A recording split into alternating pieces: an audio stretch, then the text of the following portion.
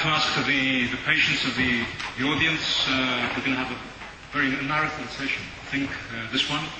I think we're already having some casualties, but anyway, I'll proceed as instructed.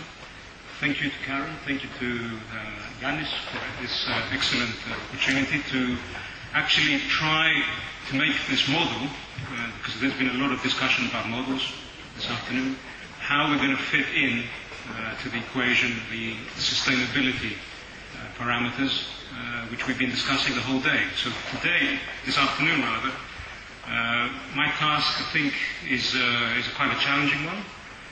We have to put all the pieces of the puzzle together. We've heard this morning about the financial situation, the uncertainties in the global economy, the Eurozone still in turmoil, and we see also the supply-demand situation is not helping at all. And where are we with the capital? Where are we with the situation in finance, which is still very scarce? I believe, and this is my personal view, that we're going through something which George may say, he said in the morning that yes, it's cyclical, but I think the pace is something which we haven't seen this before. The changes that are happening on a global level, which are affecting shipping every minute of the day, I think this hasn't been seen before. So that means that this equation for sustainability becomes even more difficult, and we're trying to solve this equation with the facts and the projections that we can make based on the data that we have and the best information that we have available at this time.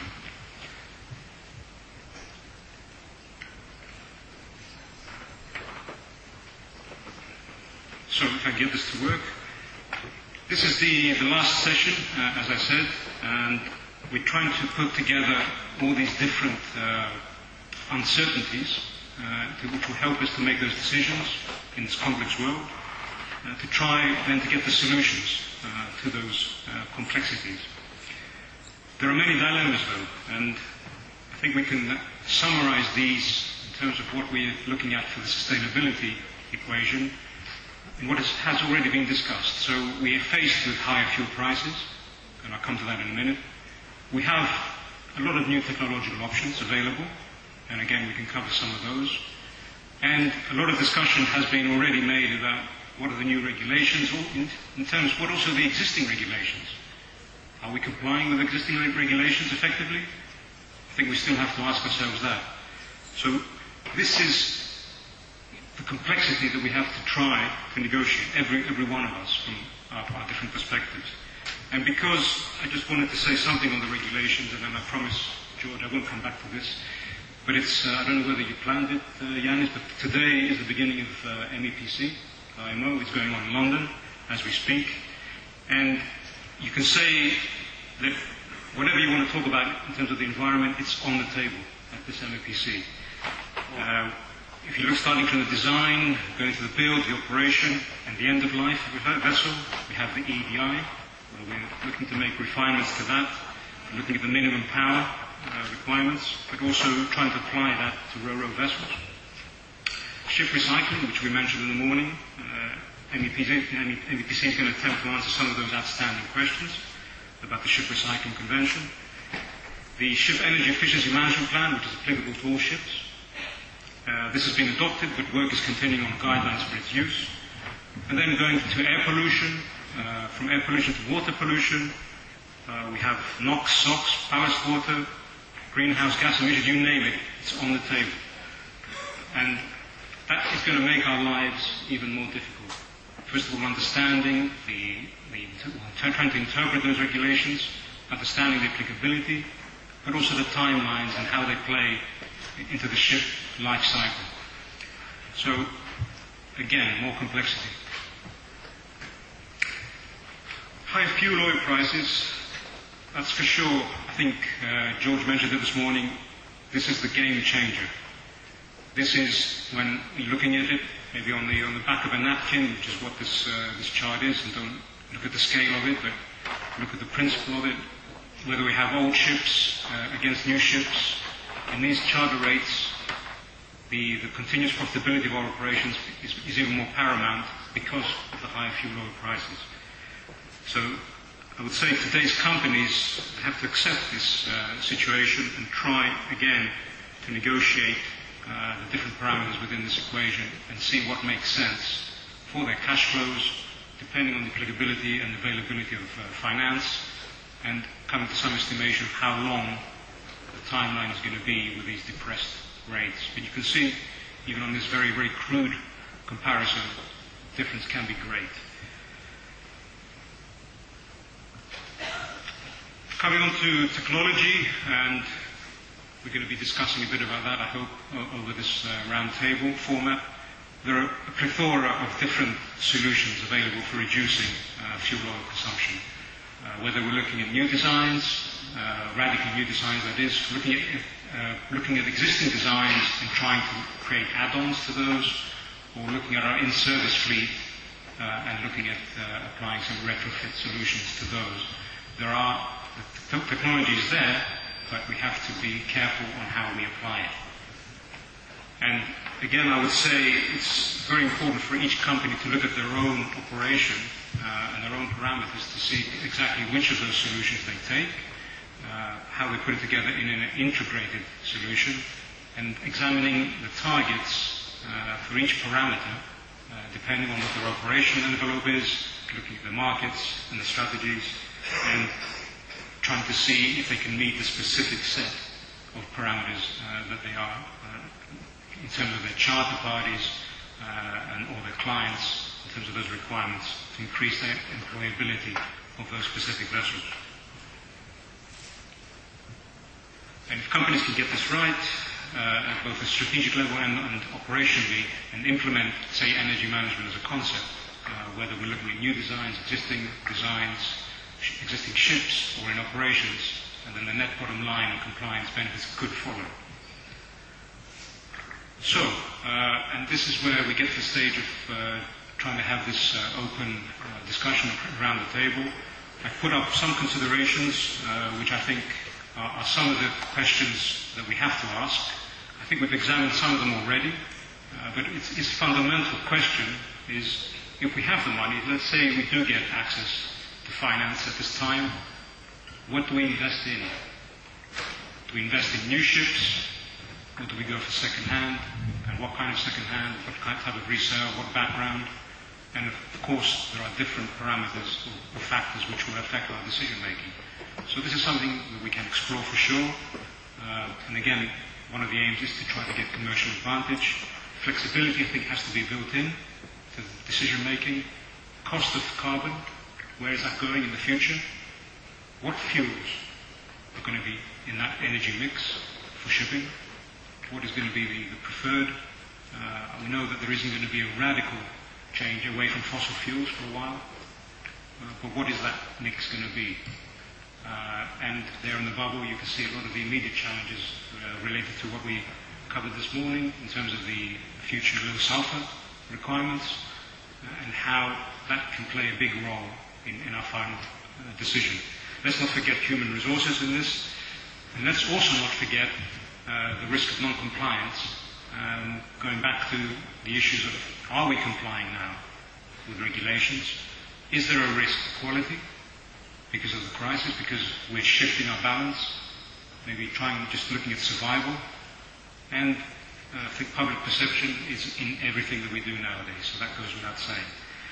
So to try to answer some of these considerations and find maybe some of the solutions, we have a distinguished panel of experts representing different elements of the shipping cycle, ranging from shipping owning, ship operating, class societies, third-party, non-governmental organizations, manufacturer representatives. So I think we can start opening the floor slowly, maybe take some views. Maybe Mr. Pappadakis, I'll ask you maybe to comment on the first question.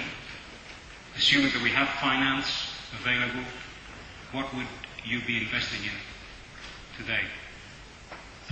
Well, Apostle, thank you for the question. Allow me to say, as a person who's been through, this is I think the 8th crisis that I've experienced since I joined the shipping industry full-time after graduating from the University of the States in 61, and each time the same type of questions have been asked, and no definitive answers have come up.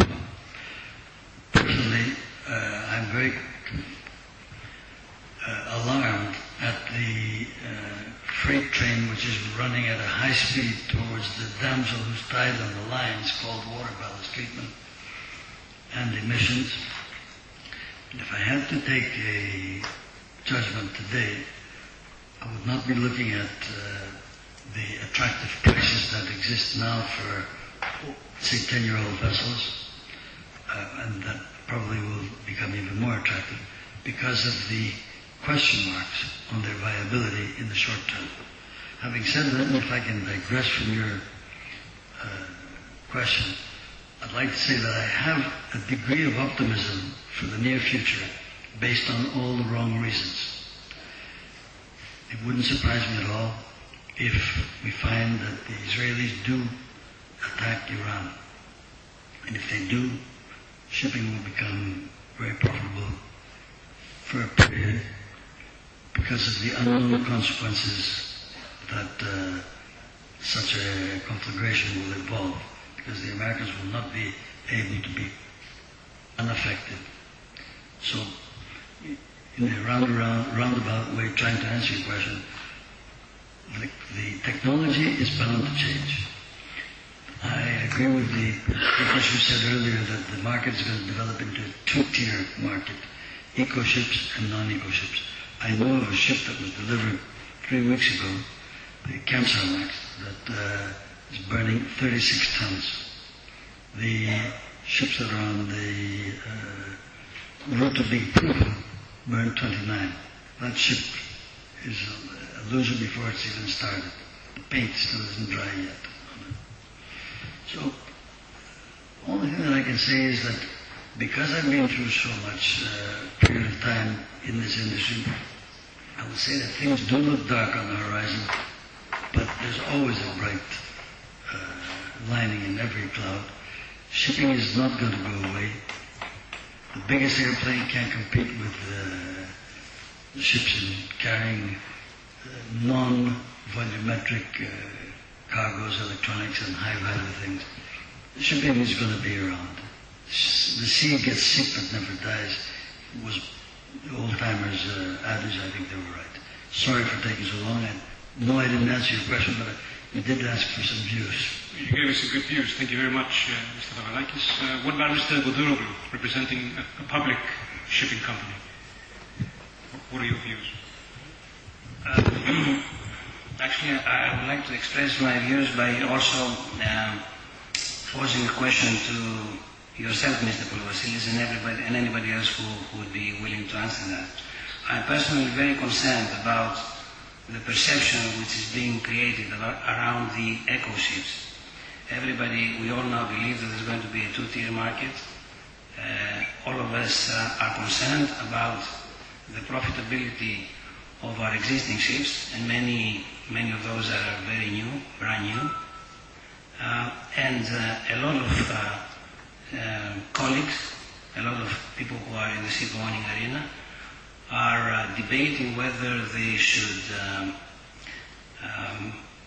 probably be investing right now into the new eco ships, so that they do not find themselves suddenly operating in the low tier markets, owning assets which are grossly devalued.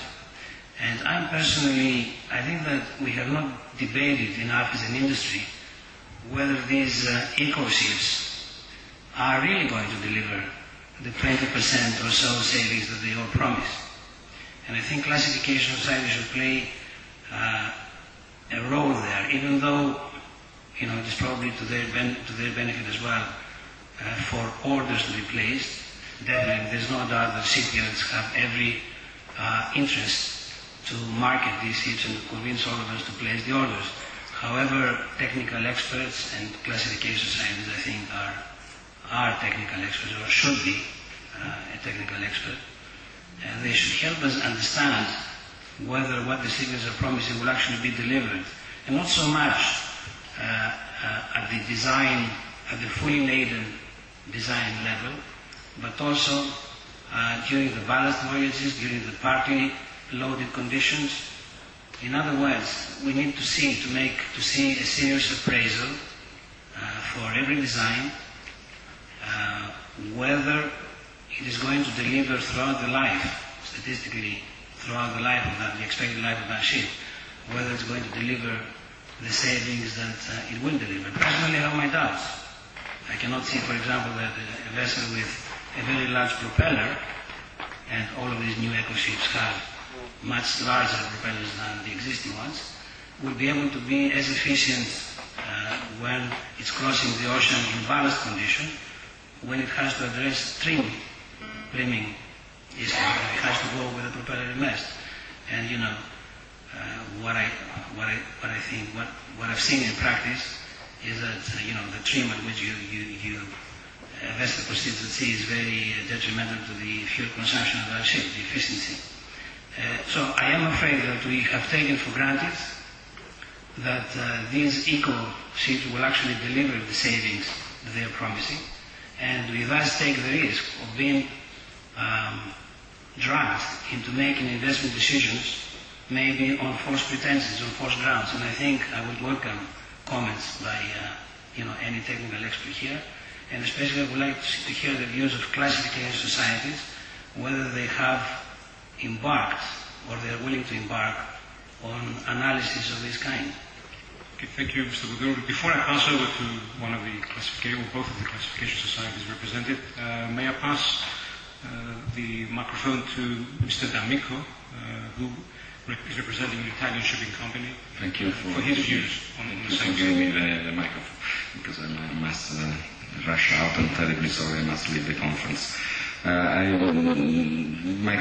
This is bits of the trim and the various patterns of a vessel in how long it stays in the trades, in ballast condition, in fully laden condition, design, scuttling.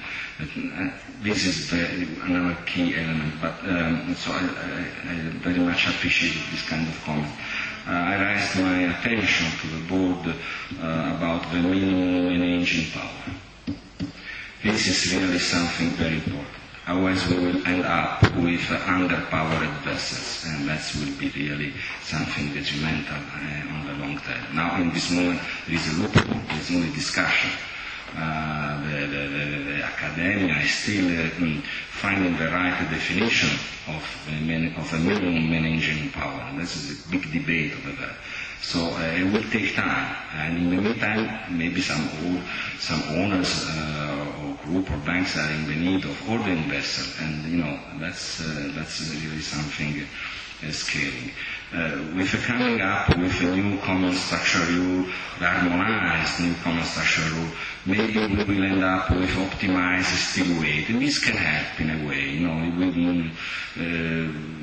Everybody must watch carefully. So my also comment to the board is to look at the impact which will have once this harmonized common structure will come in force. We'll see.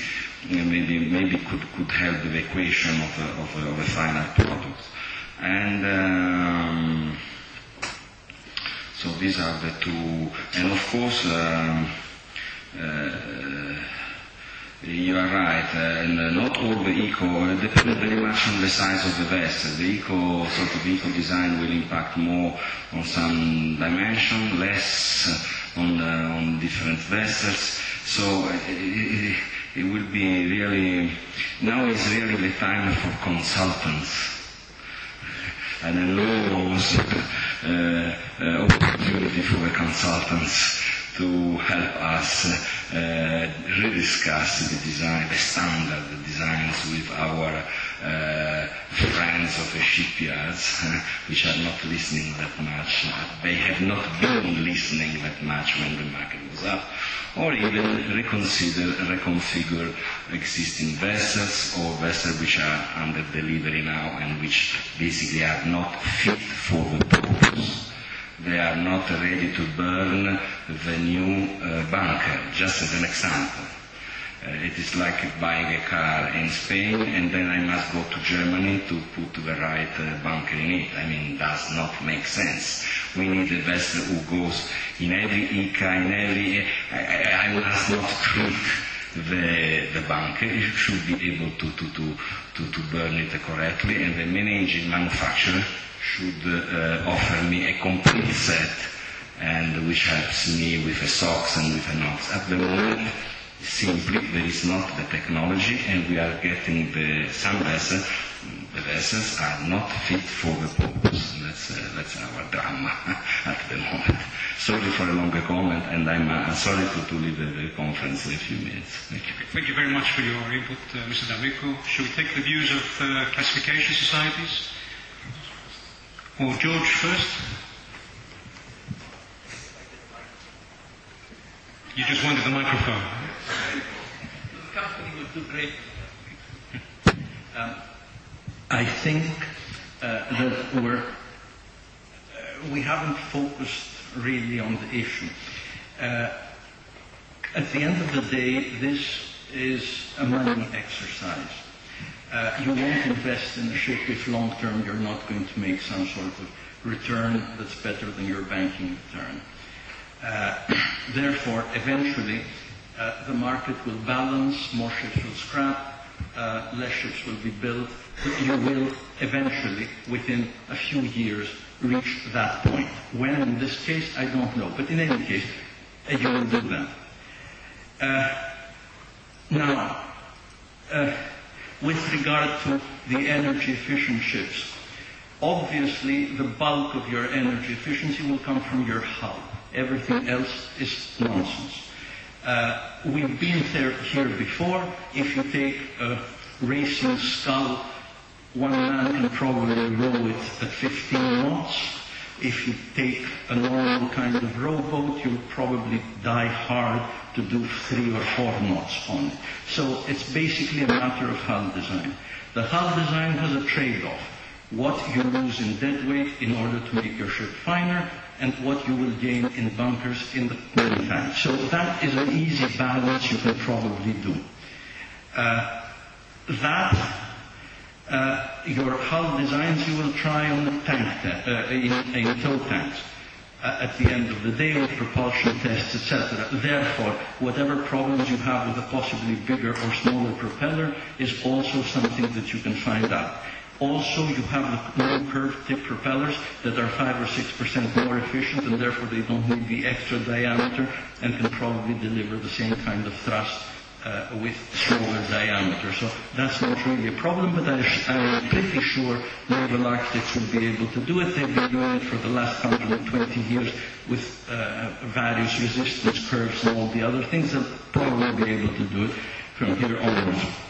Therefore, if your more efficient ship will burn less, that probably means that your new delivery right now will burn the downside more, and therefore its earning capacity going forward will be reduced, and therefore, unfortunately, its price will have to be reduced further in order for you to be able to make your return on your investment.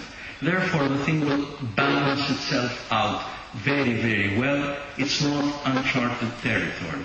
I remember that in the crisis of 1980, we had Burmeister and Wayne design their Panamaxes, which managed to burn God knows how much less. We had one of them. It had a slow-turning propeller, 75 RPM instead of 115 that the ships of the time did. It worked perfectly well and it was very, very economical. We've seen that before, we'll see it again. So I don't think there's uncharted territory. I think that it's all financial. We put the costs down, we see where the break-even is. Can we make this break-even? If not, the price of the ship has to go down. And one final comment on this. We must also remember that, at least I'm probably older than most over here, but in the 70s and maybe even in the 80s, we used to have ships called overaged at the age of 15, and they were probably scrapping at the age of 20. We will probably see that again.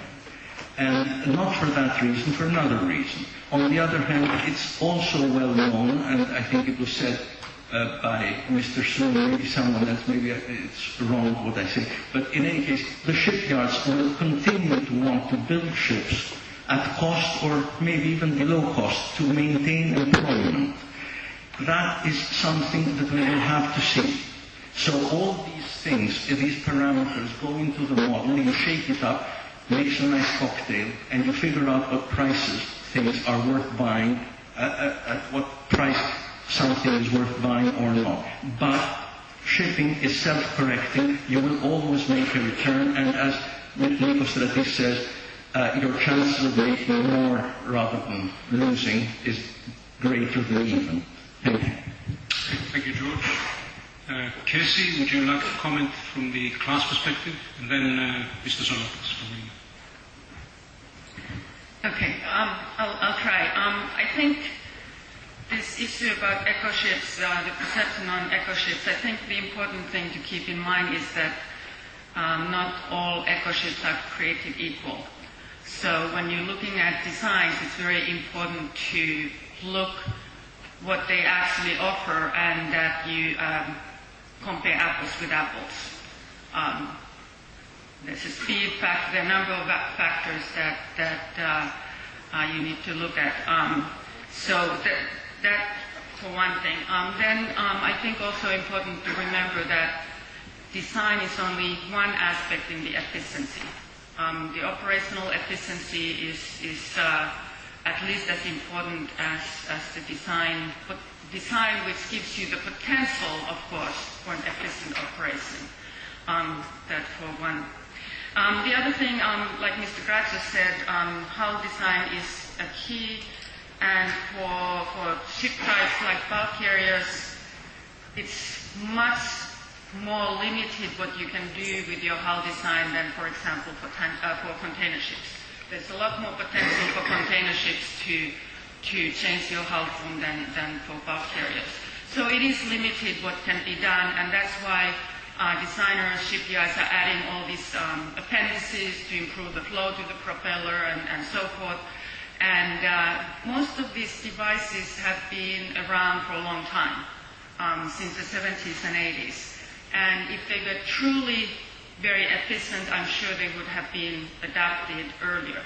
Now, I have to grant there are some new technologies that make it more feasible to adjust these devices to the design. So I'm not trying to say it's a bad thing. I'm just saying the percentages that you gain are small, and then it's a question whether the design really can add these small percentages that you put into your design, to your vessel. And then there was a question whether we've embarked on studies whether these designs truly can perform throughout the life. As a class society, we actually do not have access to as much of the information on the designs as probably the owners do. So we do it more on a project-by-project basis. It's difficult to do overall studies except it's based on the information that is sort of publicly available. So maybe not to the extent, but it certainly is an idea that we would very much welcome to do. And as we start working on verification of the EEDI's Energy Efficiency Design Index, we will get more and more data on this aspect. As far as whether it's in the interest of class societies to have orders, I think not only for APS, but I believe it's the same for all class societies. For us, it's really in the interest to have a healthy industry. And I think that's the important thing. Okay, Mr. Zolotas, can you give us maybe a few examples of what are the tested technologies available on the market today? Talking about technologies or regulations after what George Gudomichalis said before, I think is not the appropriate moment, but I will definitely dare to, he's taller than me, so I cannot, it's difficult for me. Anyway, as Kirsi Tikka said, I think it's important for a healthy market to be there, which is to the benefit of everybody, including classification societies. What I would like to say is that there are too many technologies. We have seen, it's useless to repeat what is regarding the air or what is regarding the water. And seeing that every ship owner is having a lot of confusion.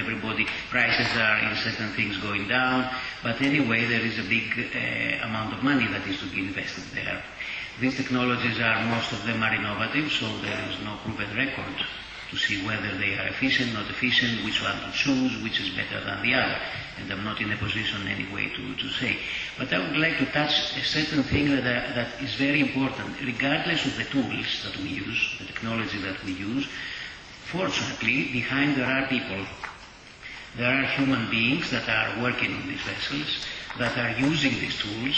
So a captain that is not choosing the appropriate ballast maybe for a voyage, or he's not appropriately trained or aware of what he's doing on board along with his crew, could be less efficient. So energy efficiency is related too much to the awareness of the people, all of us and the people on board. And in that respect, I think training is very important. Just an example for a joke, let's say, maybe could be that we have seen that with a company that asked for us a study for energy conservation. The moment we started this research on one of the vessels, on the other vessels of their fleet, they noticed immediately a reduction on the energy. So the awareness, people knowing that somebody is monitoring that they are, is always to the benefit of the whole thing. This is a point that I would like to give. Okay, thank you. Clay? I agree with everything that's been said. I'd like to go back to what Nicky Pappadakis said at the very beginning of today when he was speaking about liquefaction. One of the things that I've learned, and we never stop learning in this business, I think, is that we've spent today, for example, talking about bulkers. I was brought up short when a prominent person with one of the major class societies corrected me and said that some of these sinkings that we have had were not caused, in his opinion, by liquefaction of cargo, but by improper trim and loading, particularly trim, of ore cargoes in places like the Philippines and Indonesia. Interesting point. He said, we're going back to the construction of ore carriers. And he said, Clay, do you remember ore carriers? I said, certainly I remember ore carriers. You know, Mr. Ferguson had oboes. We also saw ore carriers. But we've gotten out of the habit of thinking of ships as being specially built for certain specific trades. We also have gotten out of the habit of trying to build ships, I would suggest, that last. Given the changing concept of what an asset value is and how to compute it, we need to look beyond for a special survey, possibly. And I think that that's true. I certainly think that if we're talking about ships that sink because of errors in stowage, errors in trim, liquefaction, one of the problems we have is that the industry tends to think, particularly people who are not mariners by trade, in terms of the purpose of the vessel. We all know what a container ship is. But I must admit that after more than 40 years in the business, I had to be reminded that we're not talking about bulkers, we're talking about ore carriers if the ship is to carry ore. And that's not the same thing as a ship that carries other dry bulk at all. And that there are design differences, and there are construction differences, and the materials used, and the thickness of the scantlings and the rest of it are different. I didn't know this, and I think most people, or at least I've forgotten it, are in the same situation. And this has an impact, I think, on the survivability of the vessel, the value of the vessel, and also on, to get back to what Nicky was talking about earlier, whether we can avoid these casualties. I think that's very important to bear in mind when we talk about what we can do to make ships more efficient and more economical, as well as safer. So if we accept the fact that new ships or ships that have been designed with the previous, say, series, and those which are coming onto the market now, are going to be less efficient than the new designs which are being produced, as George mentioned before, is the likelihood of a two-tier market being created, and what will the charterers, in fact, how will they respond to those ships? Perhaps David Peel from Rightship, who is close to charterers, can give us his views on that.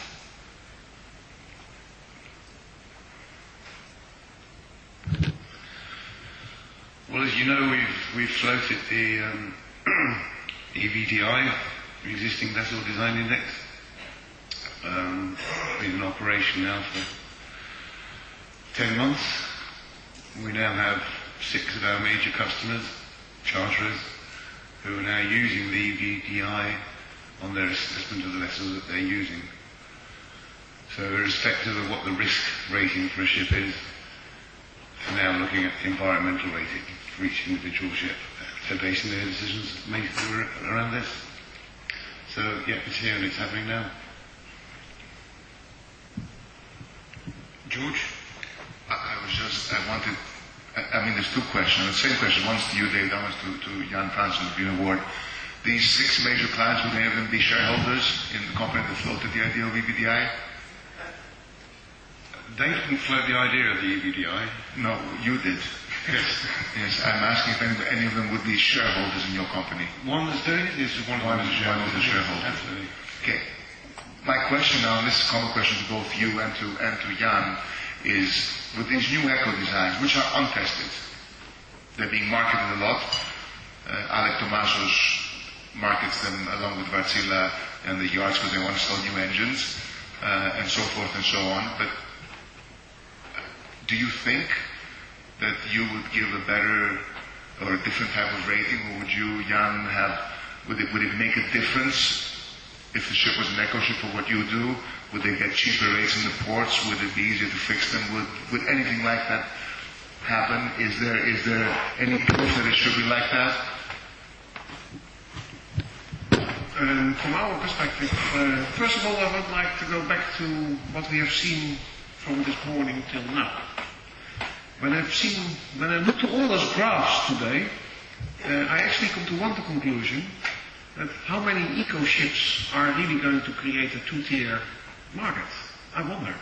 Because there are not that many eco ships, and if the market doesn't change, then there won't be built any more eco ships.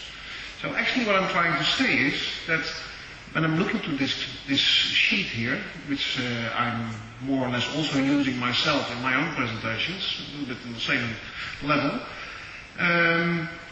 there are so many things coming up today. We are in such a bad market situation that actually it looks like that we are working on I don't know if I'm using the right English word, on a cold sanitation of the maritime industry. I think that's what we are doing, and that is actually what Mr. Gratsos also was saying. It settles itself out, and unfortunately there will be a few unlucky, and there will be a few lucky. From a green war perspective, incentives, I think incentives do help, but they won't make the difference that they will affect the market. I don't expect that. It just helps, but that's it. Thank you. Take Mr. Gratsos and then Mr. Tsirkopoulos. I just wanted to say that, as was mentioned sometime earlier today, what the receiver is interested in is the CIF cost at his door. So it's not time charter rates, it's who will be able to deliver a ton of cargo at a lower rate. And obviously if you're burning, let's say, on the Kamsarmax that Mr. Pappadakis said, 9 or 10 tons a day less at 14, you're probably doing about 7 tons less at 13 or 12 and a half or whatever. If you do it 30% in port, 70% at sea, that would probably be $2,500-3,000 a day on 355 days a year. So basically that ship would be earning on average between $2,000 to $3,000 more if it was taking the cargo FIO. So that will automatically divide the ships. It's not a two-tier market, it's the same CIF rate market. So if it's going to be different on a time charter basis, well, that's technology for you. Dean?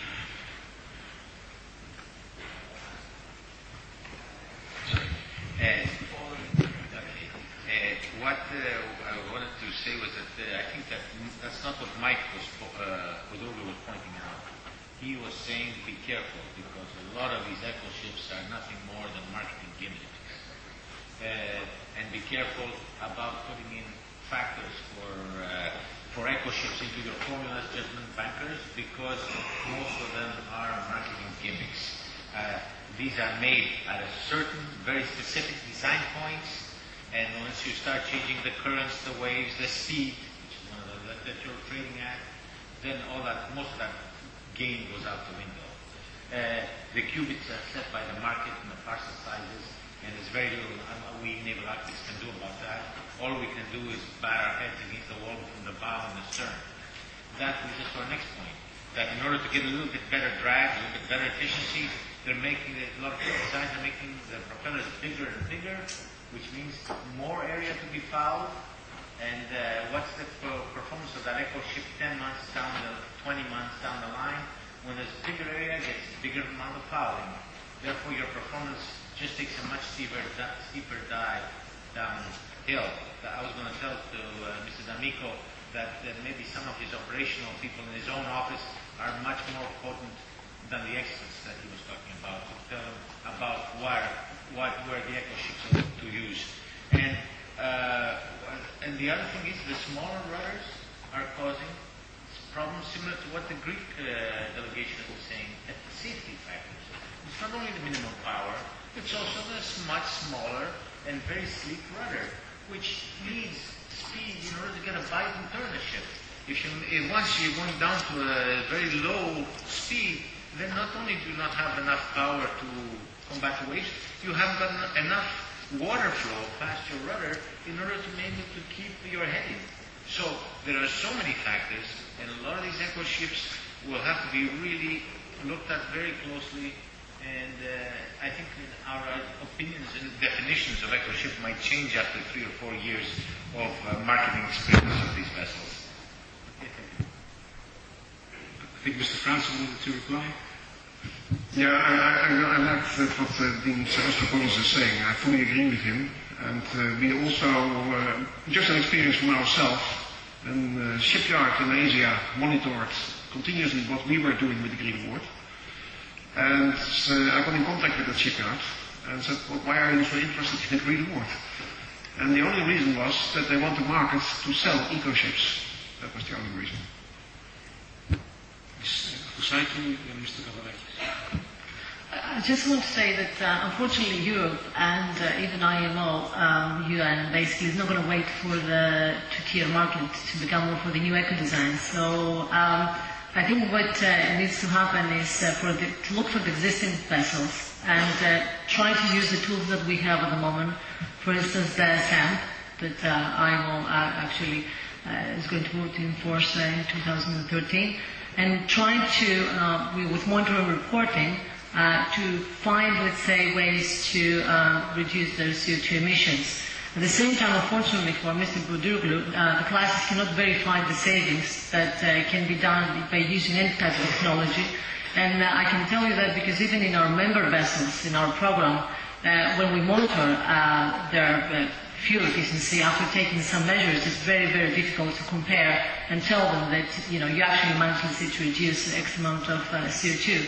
So we need to take this into consideration, and we need to actually try to sort of run and operate our existing vessels as most energy efficient as we can before we start actually investing into new technology or even to the new eco-designs. Mr. Pappadakis? Thank you. All I want to say, and I'm sorry to repeat myself, but history does repeat itself. In the crisis of the 80s, we had a Panamax like the one George had, except she was 4-cylinder. She had an enormous propeller. She did 72 RPM. Because of her speed consumption, I was able, in a descending rapidly market, to fix it for 3 years.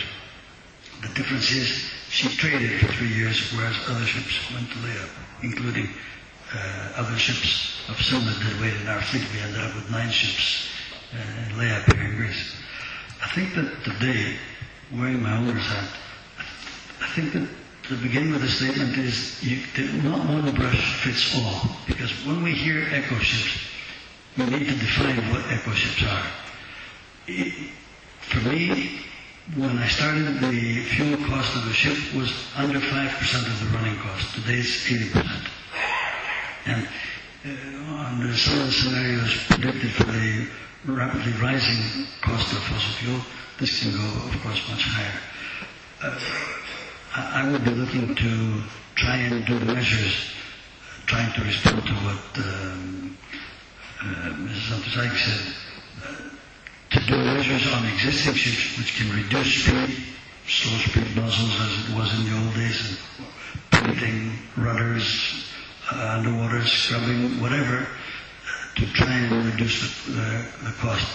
But I think that it's the stage of the market development which has been overtaken by factors outside the market, which is going to have to be diametric. Otherwise, it's going to be a band-aid. I think that we're in for a market change. Also, I'd like to make a comment that, but unfortunately he's gone, Mr. D'Amico man raised the alarm for not to go for underpowered ships.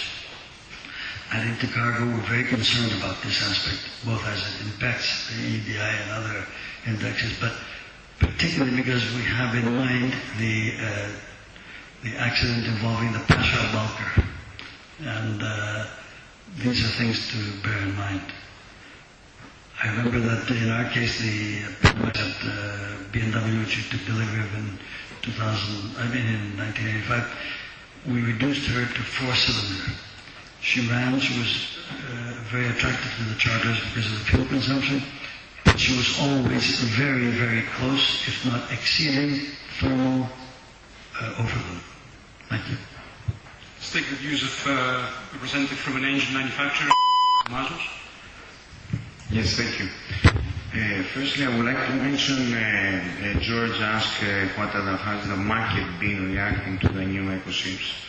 There are certain examples, and one of them was in the front page of Lloyd's, that a container, 5,000 TEU container, was chartered 5,000 more per day, 19,000 instead of 14,000. This is 2-3 months ago, I think so. Also, when it comes to the LNG market, back in 2003, when the engine makers started to create a dual fuel-based engine, taking out the steam turbines, the market was reluctant, and it was proven that the more eco approach, having dual fuel engine instead of steam turbines, created a completely tier 2 market. And now the steam-powered LNG vessels can hardly be resold. So now coming to we have been evaluating as a Wärtsilä, and the same thing I'm sure that EMEA is doing, what will be the market in the coming years. And it's coming to the question here, shall the ship owner go for a second-hand vessel or for a new eco type? And our opinion is that despite that there is already a big overbook, and there is an oversupply, our opinion is that there will be a wave of new buildings coming. And this because the ship owner can, a new building has certain advantages for the ship owner. First one is that he can know that nowadays the yards give very low price, let's say 26 million for a capsule, or 28, depending where you have it.